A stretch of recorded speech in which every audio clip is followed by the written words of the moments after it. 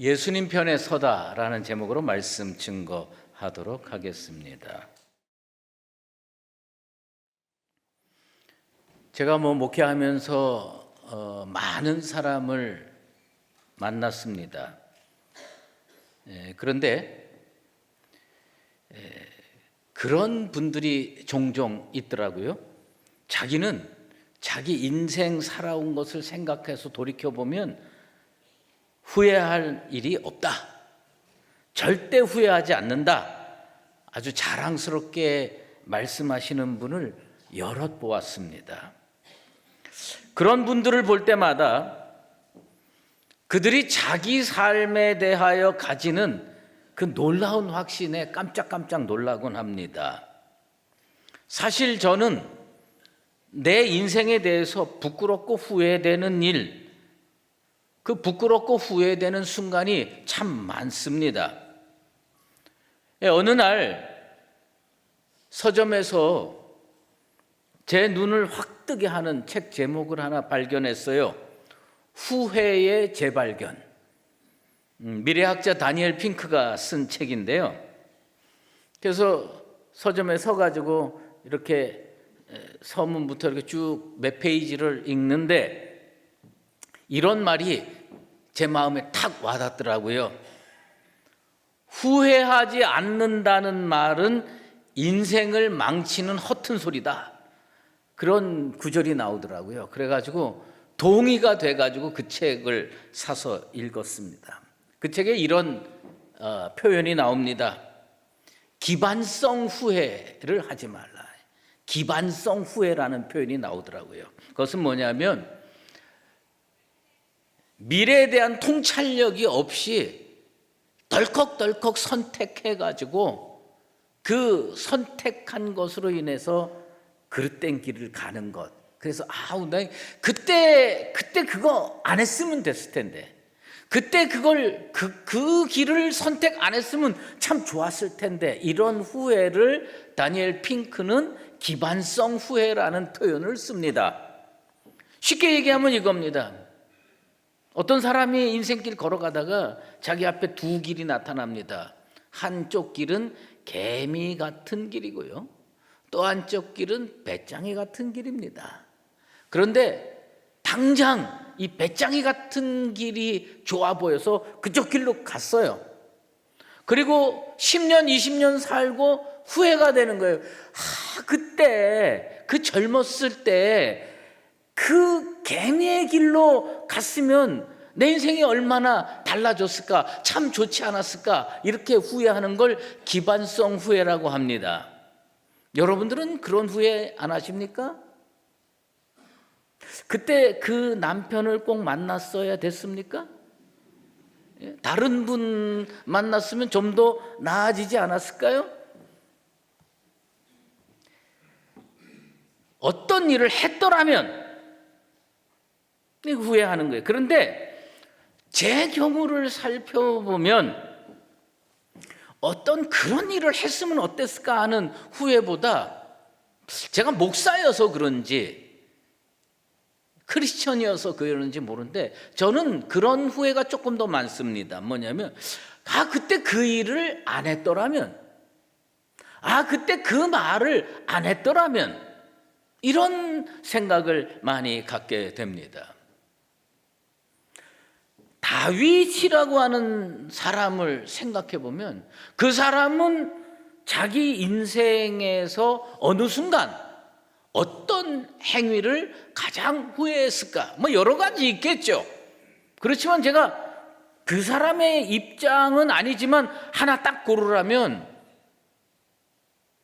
밧세바와 간통한 사건, 그리고 그거를 덮기 위해서 그 남편 우리아를 사지로 내몰아서 죽게 한 사건, 이거 후회하지 않을까? 그때 그 일 안 했더라면 얼마나 좋았을까? 나단 선지자를 하나님께서 보내서 악한 사람, 그 사람 너다, 이렇게 지적해가지고 물론 하나님 앞에 나와서 철저히 회개하긴 했지만 자기 인생을 돌아볼 때 그때 나 이거 안 했으면 얼마나 좋았을까, 그 생각 안 했겠습니까? 고린도 전서는 사도 바울이 썼습니다. 저는 앞으로 그 고린도 전서를 한 10번쯤 설교를 하려고 그럽니다. 이게 이제 고린도 전서 들어가기 전에 그 예비적인 설교를 오늘 2번째 하는 겁니다. 그런데 사도 바울은 자기 인생에서 어떤 행위를 가장 후회했을까? 그 얼마나 빛나는 인생을 살았습니까, 사도 바울이? 근데 제가 사도 바울의 입장으로 놓고 생각해 보면 그 사건일 것 같아요. 예수 반대편에 서서 교회 핍박하고, 특별히 7 집사 중에 한 명이었던 스데반, 유대인들이 성 밖으로 끌어내가지고 돌로 쳐 죽일 때 저 사람 죽는 거 당연해. 그리고 그 사람들 옷을 증거로 받고 자기가 증인 쓰고 있을 때 그거 후회하지 않았을까요? 저는 후회했을 거라고 생각이 됩니다. 그가 나중에 주님 앞에 나와서 회개할 때 어떤 걸 가장 통회자복하고 회개했을까? 제가 생각할 때는 그 일 같아요. 후회하지 않으면 회개도 안 합니다. 그리스도인들은 내가 이거 잘못 살았어, 내가 이거 잘못 선택했어, 후회로 그치면 안 됩니다. 어디까지 가야 되느냐? 그거 회개까지 가야 돼요. 고린도라고 하는 도시는 사도 바울이 제2차 전도 여행 마지막 기착지라고 말씀드렸습니다. 거기서 1년 6개월 동안 머물면서 전도했습니다. 그리고 고린도 교회를 세웠습니다. 사도 바울이 열심히 복음 증거해서 디도 유스도라고 하는 사람의 집, 고린도 회당 옆집에서 그 베이스 캠프로 삼고 교회 터전으로 삼고 그렇게 목회를 했습니다. 그 회당장 그리스보, 그 지역에서 가장 존경받는 인물이었던 그리스보가 자기 온 가족을 데리고 주님 앞에 나와서 회개하고 예수 믿고 온 집안이 구원받는 일들이 벌어졌습니다. 그리고 수많은 유대인들이 주님 앞으로 나왔습니다. 이런 현상을 보면서 고린도에 예수 안 믿는 유대인들이 가만히 있을 수가 없었습니다. 그래가지고 이 사람들이요, 일제히 일어나, 성경적 표현으로 일제히 일어나 바울을 대적하여 법정으로 끌고 가는 사건이 벌어집니다. 부임한 지 얼마 안 되는 아가야 총독, 갈리오 총독이, 아가야 지역을 통치하는 갈리오 총독이 아직 어리버리할 때, 지역 사정에 어두울 때 유대인들이 와서 사도 바울을 소송을 제기합니다. 이 사람 나쁜 사람입니다. 이 사람 로마법을 어겼습니다. 이 사람 혹세무민합니다. 이렇게 소송을 제기합니다. 그런데 갈리오 총독이요, 기각시킵니다. 너희들 문제는 너희끼리 해결해라. 딱 기각시킵니다. 오늘 우리가 읽은 사도행전 18장 12절로 17절 말씀에 제 입장에서 성경을 읽어보면 말이에요, 요 16절까지만 해도 맥락이 충분히 이해가 됩니다. 아, 그렇구나. 고린도에서 사도 바울이 복음 열심히 증거해가지고 많은 사람들이 예수 믿게 됐구나. 그래서 그걸 반대하는 무리들이 사도 바울을 끌고 갈리오 법정에 가가지고 소송을 제기했는데 기각시켰구나. 아, 그런 일이 있었구나 하고 충분히 이해가 되는데, 이 사도행전의 저자 누가는 한 구절 더 집어넣습니다. 왜 집어넣었을까? 이거 없어도 되는데 구태여 이 내용을 뭐하러 거기에 집어넣었을까? 17절 말씀은 이렇게 전개됩니다. 모든 사람이 회당장 소스데네를 잡아 법정 앞에서 때리되 갈리오가 이 일을 상관하지 아니하니라. 회당장 소스데네를 잡아 법정 앞에서 때린다라고 하는 구절을 떡하니 집어넣습니다.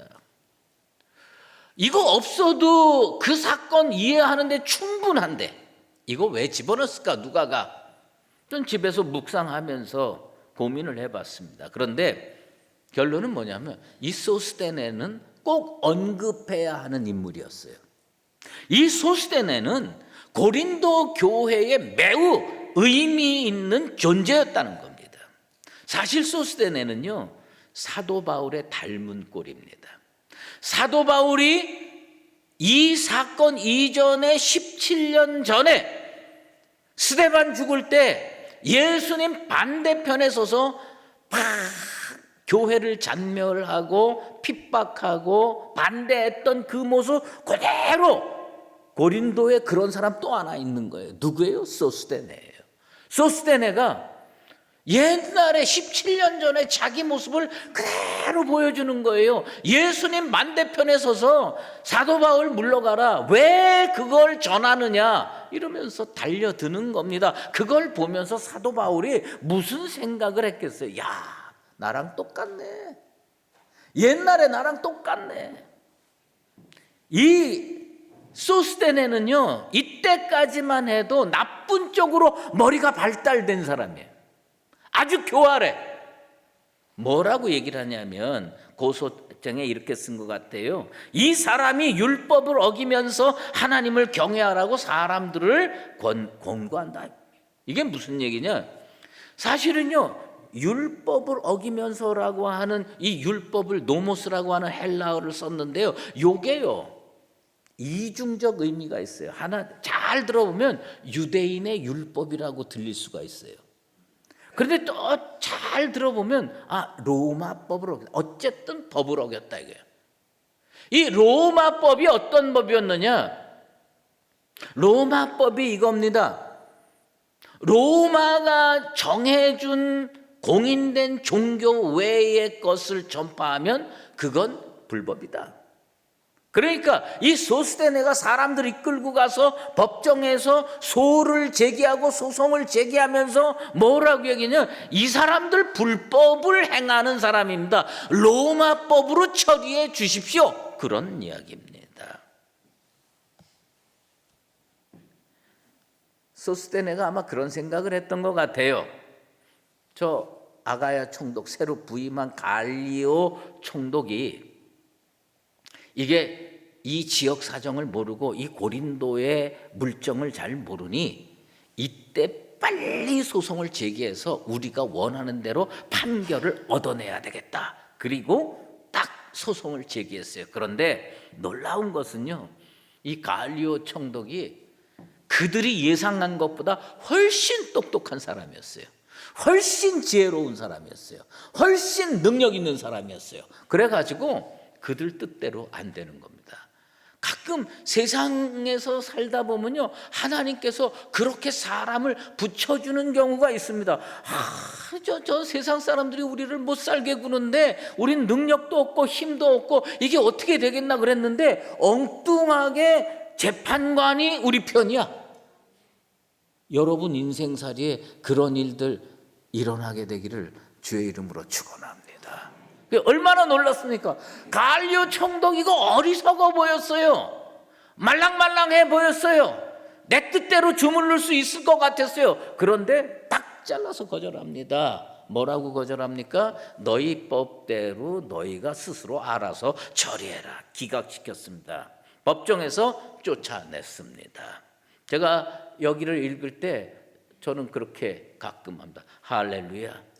예, 하나님께서 우리 교회 가운데 우리 성도들 가운데 정말 어렵고 힘들 때 갈 길을 모르고 앞이 안 보일 때 주님께서 보내주시는 사람으로 모든 문제 해결할 수 있게 되기를 다시 한번 주의 이름으로 축원합니다. 예, 정말 할렐루야입니다.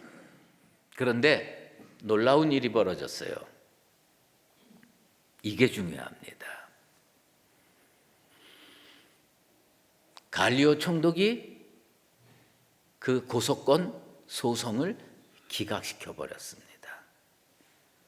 그런데 이 소송 소스데네 혼자 제기했습니까? 아니에요. 소스데네가 우두머리이긴 했지만 고린도에 있는 디아스포라 유대인들이 다 합세해가지고 와서 소송을 제기했습니다. 그런데 재판관이 기각을 시켜버렸습니다. 그러니까 태도가 싹 바뀌는 겁니다. 모든 사람, 성경에 그렇게 표현되어 있어요. 모든 사람이 소스데네를 법정 앞에서 때리기 시작합니다. 확 돌변하는 겁니다. 야, 우리가 언제 소송 제기하자고 그랬어? 너 왜 괜히 앞장서 가지고 우리 창피하게 만들어? 너 왜 괜히 우리 끌어들여 가지고 우리를 부끄럽게 만들어? 그래 가지고 달려붙어 가지고 소스데네를 때립니다. 그런데 우리가 가끔 성경을 읽으면서 헬라어의 도움을 받을 필요가 있습니다. 우리 성경은 때리다라고 표현되어 있어요. 그러니까 뭐 그런 거죠. 아니 왜 가만히 있지? 너 왜 나서가지고 우리 이렇게 창피하게 만들어? 이 정도 때린 거 아니다라는 거예요. 그 헬라어로 틱토라고 하는 단어를 썼는데 이건 뭐냐면 몽둥이로 때린다는 거예요. 몽둥이로. 분노가 가득 찬 거예요. 너 왜 나서가지고 우리 이렇게 부끄럽게 만들어? 몽둥이로 때리는 거예요. 그런데 문제가 뭔지 아십니까? 소스데네 편이 아무도 없는 거예요. 법정에 갈 때까지만 해도 모두가 내 편인 줄 알았어. 모두가 내 편인 줄 알았는데 기각당하자마자 사람들이 싹 돌변해가지고 모두가 내 곁을 떠나는 겁니다. 요즘 용어로 소스데네는 존재를 부정당했습니다. 너라는 존재 없어도 돼. 너라는 존재 우리에게 아무 의미 없어. 존재를 부정당합니다. 여러 가지 사료를 참고해 볼 때 이 고린도 소스데네 사건은 AD 51년경에 벌어졌던 것이 확실합니다. 소스데네는 사도 바울의 편이 아니었습니다. 그 말은 누구 편이 아니었느냐? 예수님 편이 아니었습니다. 그는 세상 편이었고 예수님 반대 편이었습니다. 사도 바울이 그 사건을 이렇게 유심히 보면서 사도 바울은 무슨 생각했을까요? 17년 전에 나랑 똑같구나. 17년 전에 스데반 죽을 때 내가 예수님 반대편에 서 있었을 때 그 모습 그대로 이 고린도의 소스데네라고 하는 사람 예수님 반대편에 서서 저렇게 극렬하게 반대를 하는구나. 여러분, 이 사건 후에 소스데네는 어떻게 됐을까요? 사도 바울의 반대편에 서 있었던 소스데네, 예수님 반대편에 서 있었던 소스데네, 반대편에 우두머리 역할을 했던 소스데네, 그는 여전히 그릇된 일을 꾸미고 획책하면서 고린도에 살았을까요? 아니면 법정 앞에서 사람들한테 두들겨 맞은 것이 부끄러워서 그 도시를 떠났을까요? 그런데 성경에 소스데네가 딱 2번 나옵니다. 오늘 읽은 사도행전 18장 17절에 나오고요. 고린도전서 1장 1절에 나옵니다. 제가 고린도전서 1장 1절을 읽어드릴게요. 하나님의 뜻을 따라 그리스도 예수의 사도로 부르심을 받은 바울과 형제 소스데네는 AD 51년에 고린도 법정에서 기각당하고 법정 앞에서 두들겨 맞았던 소스데네가요, 4년 동안 어디 있었는지 성경도 얘기를 하지 않고 세상에 어떤 글에도 나오지 않습니다. 그런데 4년 후에 느닷없이 예수님 반대편에 있었던 소스데네가 하나님 말씀 가운데 툭 하고 나타납니다.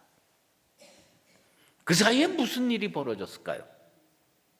사도 바울의 반대편, 예수님의 반대편에서 고소 고발했던 인물이 떡하니 하나님 말씀에 등장합니다. 사도 바울의 서신서 고린도 전서의 1장 1절에 딱 드러납니다. 그리고 사도 바울이 그 사람을 어떻게 평가하고 있느냐? 형제 소스데네라고 평가하고 있습니다.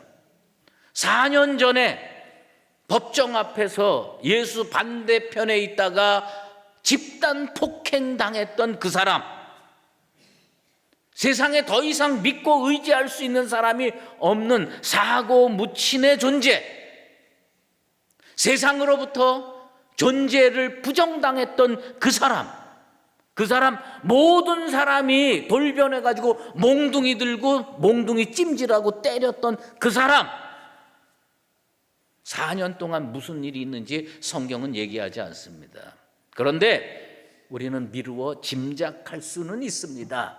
그것은 뭐냐 하면 예수님 반대편에 있었던 그 소스데네를 누가가 굳이 사도행전 18장 17절 마지막 부분에 이름 하나 탁 집어넣었는데 4년 후에 고린도전서 1장 1절에 딱 나타났다는 것은 이 안에 무슨 변화가 일어났느냐? 누군가가 그의 손을 붙들어 줬다는 겁니다. 성경 어디에도 나타나지 않지만 누군가가 그의 손을 붙들어 줬다는 거예요. 사도행전 우리가 오늘 18장 17절까지 읽었는데 18장 18절에 이런 말씀이 나옵니다. 바울은 더 여러 날 머물다가 형제들과 작별하고 배 타고 수리아로 떠나갈새 브리스길라와 아굴라와 함께 하더라. 자, 사도 바울이요, 사도행전을 읽어보면 어느 도시에 가서 두들겨 맞습니다. 어느 도시에 가서 강한 반대에 부딪힙니다. 그러면요, 그날 밤 짐 싸고 그 도시 떠납니다. 그런데 이 고린도에서는 그 사건이 벌어졌는데 사도 바울이요, 성경에 이렇게 표현되어 있어요. 더 여러 날 머물다가, 그러니까 며칠 더 있었던 거예요. 저는 사도 바울의 성정으로 상상을 해보면 저는 그렇게 봅니다. 성경 어디에도 나오지 않지만 사도 바울이 저 친구 불쌍하게 됐네. 얼마나 힘들까? 얼마나 외로울까? 목회자의 마음으로 사도 바울이 더 여러 날 머물면서 아무도 모르게 소스데네의 집에 찾아가서 그의 손 붙들어 줬다고 저는 믿고 있습니다. 아, 그렇구나. 사도 바울이 설사 그의 집에 찾아가서 그의 손을 안 붙들어 줬어도 어떤 경로를 통해서 하나님은 그의 손을 붙들어 주신 줄로 믿습니다. 예수님께서 능력의 팔로 그를 붙들어 주시지 않았는데 어떻게 교회를 다닙니까? 어떻게 예수를 믿습니까? 그리고 어떻게 하나님의 말씀에 그 이름을 기록될 수가 있겠습니까? 하나님이 그 붙들어 줬어요. 하나님이, 예수님이 그에게 손 내밀어 주셨습니다. 4년 후에 AD 55년에 사도 바울이 고린도전서 쓸 때에 생각해 보세요. 사도 바울 곁에 브리스길라도 있고 아굴라도 있고 에베네도도 있고 뭐 디모데도 있고 누가도 있고 그 수많은 명멸하는 위대한 신앙인들 많은데 사도 바울이 딱 한 사람 언급합니다. 형제 소스데네. 형제 소스데네. 주님이 손 내밀어 준 겁니다. 구약 성경에 보면요, 여호와의 편이라는 말이 나오고 여호와는 내 편이다라는 말이 나옵니다. 저는요, 그 어떤 인생도 주님께서 손 내밀어 주지 않았는데 여호와의 편에 서는 사람은 없다고 봅니다. 여호와께서 손 내밀어 주시니 그가 비로소 여호와의 편에 설 수 있는 겁니다. 사도행전 18장 17절에 분명히 소스대네는 예수님 반대편에 있었어요. 고린도전서 1장 1절에 4년 만에 하나님 말씀에 등장한 소스대네는 예수님 편에 서 있었습니다. 주님께서 그 사람 편대 주신 겁니다. 여러분이 어렵고 힘들 때 예수님이 여러분 편 되길 바랍니다. 여러분이 정말 인생살이 고달플 때 여호와 하나님께서 여러분 편 돼 주시게 되기를 주의 이름으로 축원합니다. 돼 주시는 거예요. 하나님의 편 돼 주시니까 그래 뭐냐면 여호와의 편과 여호와는 내 편, 이거 동전의 양면이다. 이쪽으로 보면 여호와께서 그 사람 편 돼 줬구나. 그랬더니 그 사람이 이제 뭐냐? 여호와는 내 편이다. 나는 여호와 편 쓰는 거예요. 여호와 편 쓰는 겁니다. 여러분의 인생의 자리는 어디에 서 있습니까? 예수님 반대편에 아직도 서 계십니까? 아니면 예수님 편에 서 계십니까?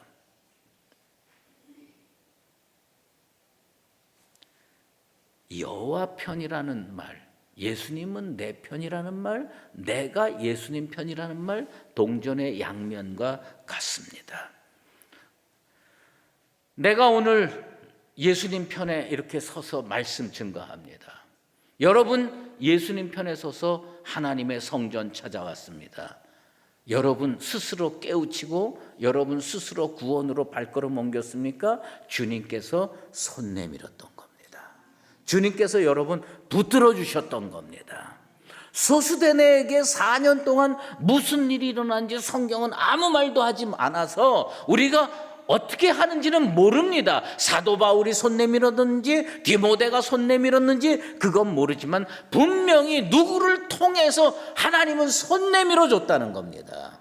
내가 오늘 교회에 나와서 예수를 나의 구주로 고백하는 이유는 뭐냐면 주님께서 먼저 내게 찾아오셔서 손 내밀어 주었기 때문에 가능한 일입니다.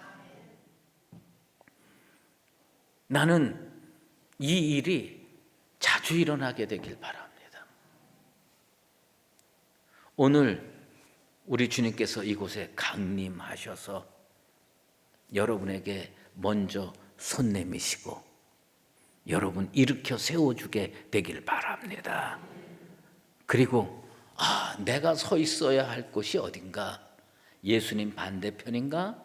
예수님의 편인가?